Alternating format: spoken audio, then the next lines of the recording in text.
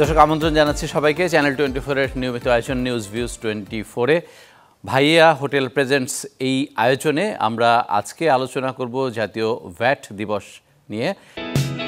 সবই হবে বাসায় বসে। আইডিএলসি আমার ফাইন্যান্সিয়াল পার্টনার বলেই সেভিংস করতে পারছি ডিজিটালি।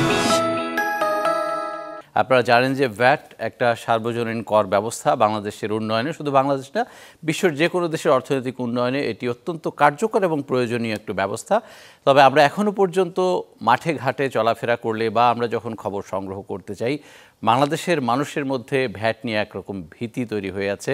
সেটা ব্যবসায়ী পর্যায়েও আছে, ভোক্তা পর্যায়েও রয়েছে। আমরা বেশ কয়েক বছর ধরেই ভ্যাট দিবস আয়োজন করছি, কিন্তু এই ভীতিটা আসলে কাটানোর ক্ষেত্রে এনবিআর কোন ধরনের উদ্যোগ নিয়েছে বা এবারের দিবসের প্রতিপাদ্য কি, এবং যেহেতু একটা নতুন বাস্তবতায় আমরা এখন দাঁড়িয়ে, এই বাস্তবতা মোকাবেলায় বাংলাদেশের ভ্যাট ব্যবস্থা কী হওয়া উচিত সে বিষয়গুলো নিয়ে আলোচনা করব। মোহাম্মদ আজিজুর রহমান, সদস্য ভ্যাট নিরীক্ষা এনবিআর, তিনি আমাদের আজকে অতিথি হিসেবে আছেন। আপনাকে স্বাগত জানাচ্ছি, অনেক ধন্যবাদ জানাচ্ছি আমাদেরকে সরাসরি এসে সময় দেওয়ার জন্য। আমি এই দিবসের প্রতিপাদ্যটাই আপনার সামনে আপনার মাধ্যমে আরেকটু তুলে ধরতে চাই। এবার আসলে কোন বিষয়টা সামনে রেখে এই দিবসটা পালন করা হচ্ছে বা কোন গুরুত্ব দেওয়া হচ্ছে? ধন্যবাদ চ্যানেল 24কে, ধন্যবাদ এই আয়োজনে আমাকে অংশগ্রহণের সুযোগ দেওয়ার জন্য। আপনারা জানেন যে প্রতি বছরে ভ্যাট দিবস পালিত হয় এবং 10ই ডিসেম্বর সেই ভ্যাট দিবস। এবং এবারের ভ্যাট দিবসের মূল প্রতিপাদ্য হচ্ছে যে ভ্যাট দেব জনে জনে, অংশ নিব উন্নয়নে। চমৎকার একটা প্রতিপাদ্য। এই প্রতিপাদ্য আসলে একদম স্টেক হোল্ডারদের পার্টিসিপেশনটাকে মাথায় রেখে এটা করা হয়েছে। এবং আমরা মনে করি যে এবারের যে আমরা যে ভ্যাট দিবসটা পালন করতে যাচ্ছি, সেখানে আপনি দেখবেন যে আমরা বিভিন্ন সোশ্যাল মিডিয়া এবং সেটা ফেসবুক, ইউটিউব এবং অন্যান্য যত সোশ্যাল মিডিয়া আছে সবগুলোতে আমরা ভ্যাটের যে কার্যকারিতা, ভ্যাট যে বাংলাদেশে আরও দরকার, ভ্যাট আদায় দরকার এবং এর মধ্যে সরকারের অনেক রাজস্ব আদায় হয় সেই বিষয়গুলো, এবং এখানে যে ভীতির কথাটা বললেন সেই ভীতির কথাটা কিভাবে দূরীভূত হবে সেই বিষয়গুলো নিয়ে আমরা। ভীতিগুলো কীরকম? আমরা যখন মাঠে যাই খবর সংগ্রহ করতে, ব্যবসায়ীরা মনে করেন যে ভ্যাটের লোক আসা মানেই এখানে একটা তাদের অস্বস্তির কারণ। সাধারণ মানুষও ভ্যাট কেন দিব, ভ্যাট কত টাকা দিব কি দিব না, এরকম একটা দ্বিধাদ্বন্দ্ব থাকে। এইটা কেন হয়? মানে ভ্যাট অফিসগুলোর প্রতি সাধারণ মানুষের এই নেতিবাচক প্রবণতা, মনোভাবটা কেন? না, আসলে সাধারণ মানুষ তো আসলে ভ্যাট দেয় না, ভ্যাট দেয় কিন্তু আদায় করে কিন্তু ওই প্রতিষ্ঠানগুলো। আসলে ভ্যাটের সাথে প্রতিষ্ঠানগুলোর একটা সংশ্লিষ্টতা আছে। কী অর্থে? সেটা হচ্ছে যে প্রতি মাসে তারা দাখিলপত্র দেয়, একটা মাসের আয় ব্যয়ের হিসাবে ভ্যাট অফিসে দাখিল করে। কিন্তু বর্তমান সময়ের আমাদের যে চেয়ারম্যান মহোদয় আছেন, যিনি আইআরডির সচিবও বটে, উনি বলেছেন যে আমরা ভ্যাট অফিসে আর যেতে হবে না, যারা অনলাইনে দাখিলপত্র দিবে তার মাসের শেষে যে হিসাব নিকাশ, তার একটা ফিরিস্তি, সেটা হচ্ছে 1 মাস পরের মাসে সাবমিট করতে হয়।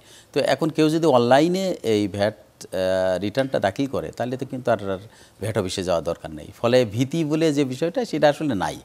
তবে হ্যাঁ, আমরা যদি এই অনলাইন ব্যবস্থা সব পর্যায়ে বাস্তবায়ন করা গেছে কি? হ্যাঁ, আমরা এবার অফিসিয়ালি নোটিফিকেশন করে কিন্তু এটা জানিয়ে দিয়েছি সকল স্টেক হোল্ডারদের, এবং এটা একটা নোটিফিকেশন করা হয়েছে এনবিআর থেকে। আমার মনে হয় যে এটা যদি যারা অনলাইনে রিটার্ন জমা দিতে চায় এবং ট্যাক্স তার ক্যালকুলেট করে হিসাব করে জমা দিতে চায়, তাদের জন্য কোনো সমস্যা না।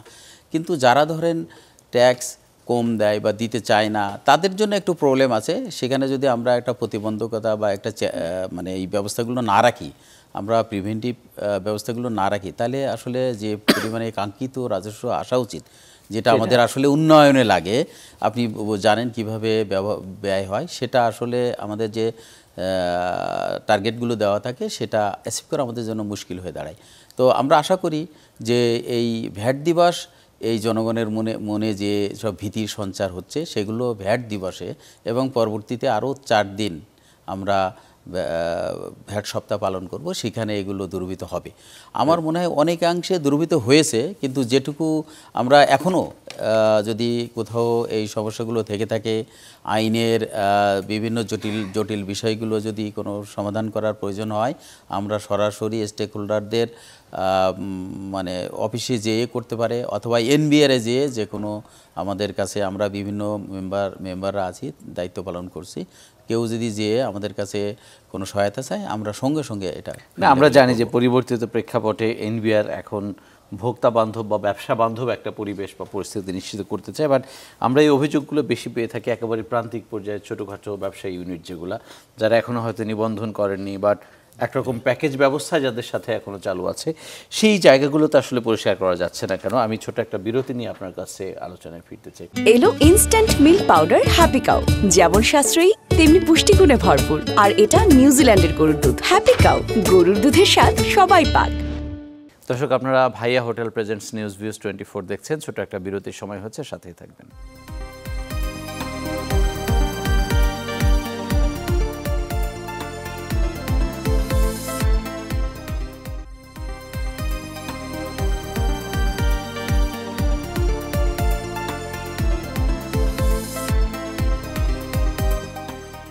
দর্শক, আবার আমন্ত্রণ জানাচ্ছি। আপনারা ভাইয়া হোটেল প্রেজেন্টস নিউজ ভিউজ 24 দেখছেন। আলোচনা করছি বাংলাদেশের জাতীয় ভ্যাট দিবস এবং ভ্যাট ব্যবস্থা নিয়ে। মোহাম্মদ আজিজুর রহমান, সদস্য ভ্যাট অডিট এনবিআর, আমাদের আজকের অতিথি।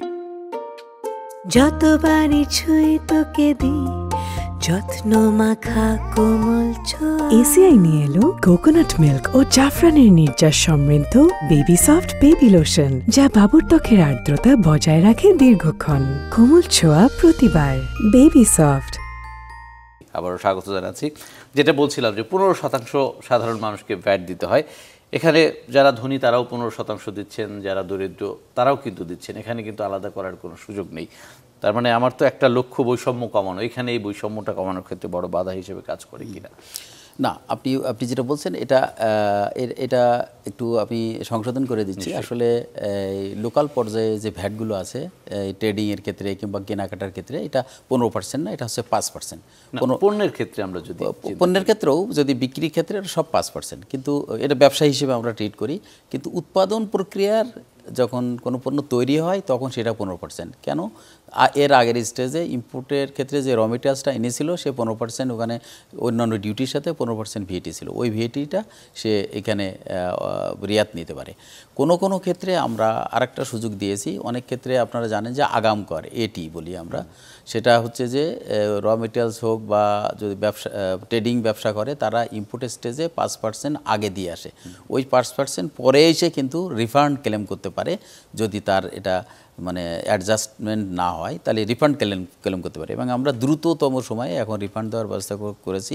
যদিও এটা নিয়ে অনেক বড় অভিযোগ আছে, এনবিআর থেকে এটা ছিল, বাট আমরা এটার উপরে কাজ করছি। আমরা ফিল্ড লেভেলে যাতে দ্রুততম সময়ে এই রিফান্ডগুলো পেতে পারে সেই ব্যবস্থা করছি। প্রতি মাসে আমাদের বর্তমান চেয়ারম্যান মহোদয় এটা সিরিয়াসলি মনিটরিং করছেন, আমরা সেটা করছি।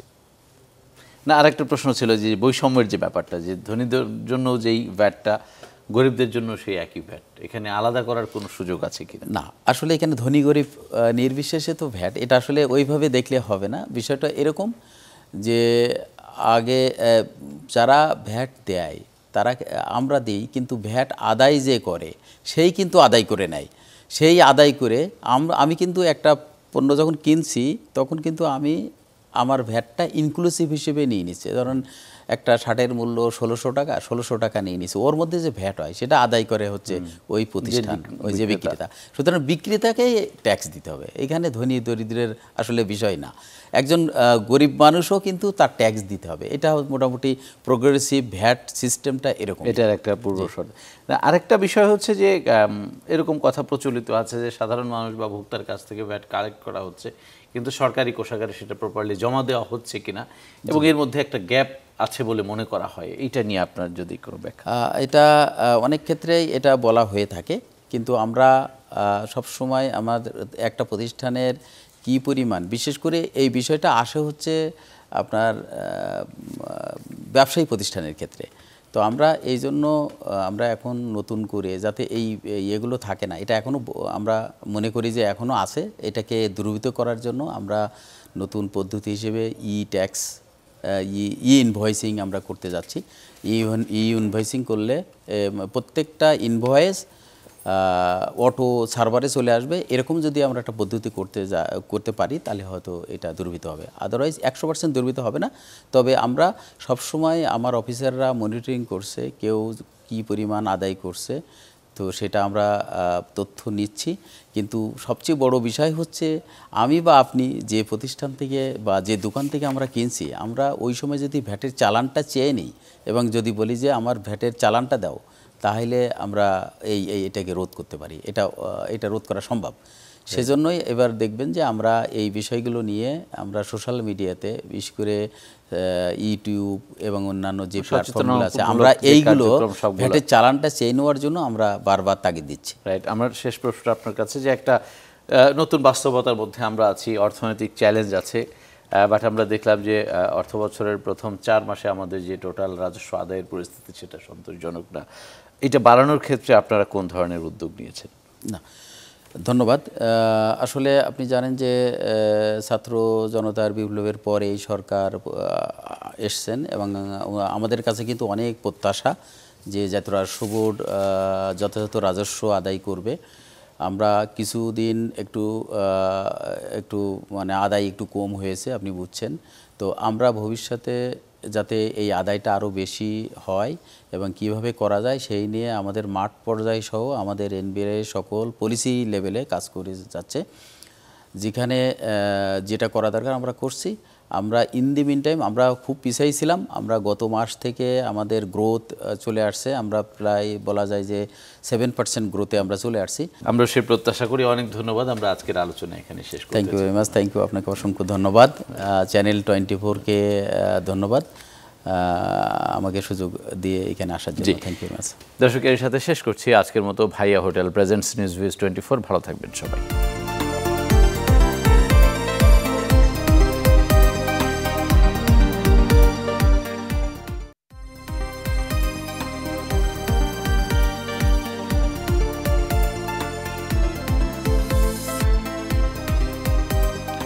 দর্শক, আবারও স্বাগত জানাচ্ছি। আপনারা ভাইয়া হোটেল প্রেজেন্টস নিউজভিউজ 24 দেখছেন। চ্যানেল 24-এর নিয়মিত এই আয়োজনে আজকে আমরা জাতীয় ভ্যাট দিবস নিয়ে আলোচনা করছি। আমি এই চেয়ারে বসবো না। বাচ্চু ভাই, এই চেয়ারকে ভয় পেও না। ডেন্টিস্টের পরামর্শ নাও নতুন কোলগেট অ্যাক্টিভ সোল, যা দাঁতের সমস্যা শুরু হওয়া মাত্রই থামিয়ে দেয়। না থাকবে ব্যথা, না থাকবে ভয়। বাংলাদেশের উন্নয়নের জন্য ভ্যাট ব্যবস্থা আসলে কতটা জরুরি এবং ব্যবসা বান্ধব বা ভোক্তা বান্ধব ভ্যাট ব্যবস্থা বাংলাদেশে কিভাবে নিশ্চিত হতে পারে, মোহাম্মদ আজিজুর রহমান, সদস্য ভ্যাট অডিট এনবিআর, আমাদের আজকের অতিথি। আবারও স্বাগত জানাচ্ছি। আমি বিরতির আগে একটা প্রশ্ন করছিলাম যে এই ধরনের অভিযোগগুলো প্রান্তিক পর্যায় থেকে বেশি আসে। দ্বিতীয় আর একটা বিষয় যে এখনও ভ্যাটের হার যেটা 15% সাধারণ মানুষের মধ্যে একরকম প্রচলিত হয়ে আছে, এইটা আসলে অনেক বেশি কিনা, বা অন্যান্য উন্নয়নশীল বা উন্নত দেশের ক্ষেত্রে কম্পেয়ার করলে আমাদের এটা কীরকম? ধন্যবাদ আপনাকে। আসলে প্রথম প্রশ্নের উত্তরটা দিই, সেটা হচ্ছে যে ছোট ছোট প্রতিষ্ঠান হয়তো তাদের অনেক আপত্তি আছে ভ্যাট আদায়ের ক্ষেত্রে। তো আমার মনে হয় যদি তারা রেজিস্ট্রেশন এখন অনলাইনে করতে পারে, তাদের কার কতটুকু ভ্যাট হবে এটা কিন্তু আমাদের নোটিফিকেশানগুলোতে আছে। যাদের 50 লাখ টাকার নিচে আছে তাদের টার্নওভার বার্ষিক টার্নওভার তাদের ভ্যাট দিতে হবে না। তাদের কিন্তু 50 লাখ থেকে 3 কোটি পর্যন্ত তাদের 4% মানে টার্নওভার ট্যাক্স, আর এর উপরে গেলে 3 কোটির উপরে যার টার্নওভার তার সে ভ্যাট দিতে হয়। এর মধ্যে একটা সাধারণাদেশ দিয়ে আমরা যে সকল প্রতিষ্ঠান সেবা এবং পণ্যর ক্ষেত্রে আমরা কিছু কিছু প্রতিষ্ঠানের টার্নওভার নির্বিশেষে আমরা ভ্যাট মানে আদায় করে থাকি। তো এই বিষয়টা যদি তার জানা থাকে তাহলে তার ভ্যাট হবে কিনা সে কিন্তু জানতে পারে। তো এইটা যদি জানে তাহলে আমার মনে হয় যে তার কোনো সমস্যা নেই। সে যদি তার ভ্যাটেবল ইউনিট হয় তাহলে জাস্ট রেজিস্ট্রেশন করবে অনলাইনে, সে মাস শেষে ট্যাক্স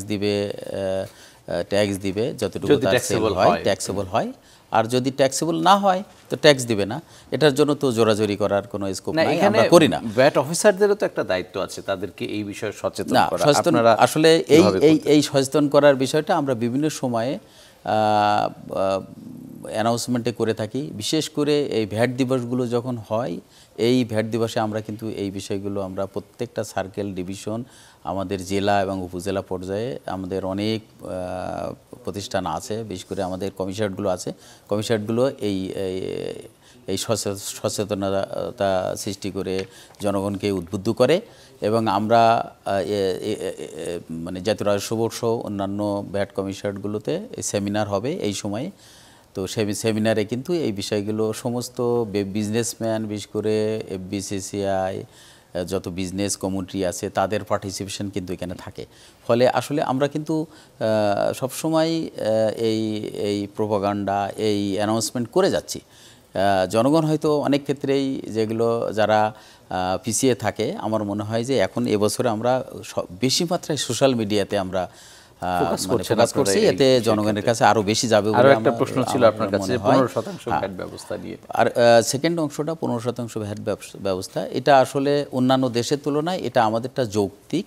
আমরা যদি হিসাব করি যে অন্যান্য, বিশেষ করে সারা পৃথিবীতে যদি দেখি, আমাদের চেয়ে ভারতে কিন্তু 18% VAT, আমাদের পার্শ্ববর্তী অন্যান্য দেশেও কিন্তু 20%, যেমন হাঙ্গেরি একটা দেশে 27% আছে, তো এরকম জার্মানিতে 20% আছে। তো সুতরাং এরকম অনেক দেশে বেশি বেশি আছে, বাট আমরা সেই তুলনায় এভারেজ মডারেট একটা রেট করেছিলাম। আমরা এখানে 15% বেশি না, যদি কেউ রিয়াত সিস্টেমে যায়, তার মানে ভ্যাটের যে অরিজিনাল সিস্টেম, যে আগের স্টেজে যদি তা সে দিয়ে থাকে, তাহলে মানে যে স্টেজ থেকে সে ভ্যাট দিবে আবার তখন ওটা রিয়াত হিসেবে নিয়ে ডিফারেন্সিয়াল অ্যামাউন্টটা সে ভ্যাট দিবে। তাতে আমরা হিসাব করে দেখেছি যে কেউ যদি সঠিক পদ্ধতিতে রেকর্ডপত্র মেনটেন করে, তাহলে তার নিট ভ্যাট 4 থেকে 5%-এর বেশি হয় না। তো সেটা আমার মনে হয় যে একটা মডারেট রেট। তো এটা তবে অনেক ক্ষেত্রে, বিশেষ করে উৎসে কর বা অন্যান্য সেবা প্রতিষ্ঠানের ক্ষেত্রে আমরা বিভিন্ন সময় এনবিআর থেকে কিছু কিছু ক্ষেত্রে 10%, 7.5%, কোনো ক্ষেত্রে 5% এটা করে রেখেছি। সেটা কিন্তু এখানে সাধারণ মানুষ যখন কেনাকাটা করেন, বহু ক্ষেত্রে তাকে সরাসরি কিন্তু 15%, সে কিন্তু আর রিয়াতের সুবিধাটা পাচ্ছে না। রিয়াত হচ্ছে যারা চেইন মেনটেন করবেন বা যারা কাগজপত্র মেনটেন করবেন, এক্ষেত্রে সাধারণ মানুষের উপর বাড়তি বার্ডেন তৈরি করে কিনা, আমি বিরতির পরে আপনার কাছ থেকে এই উত্তরটা নিই। দর্শক, আপনারা ভাইয়া হোটেল প্রেজেন্টস নিউজ ভিউজ 24 দেখছেন। আরও একটা বিরতি নিচ্ছি, সাথেই থাকবেন।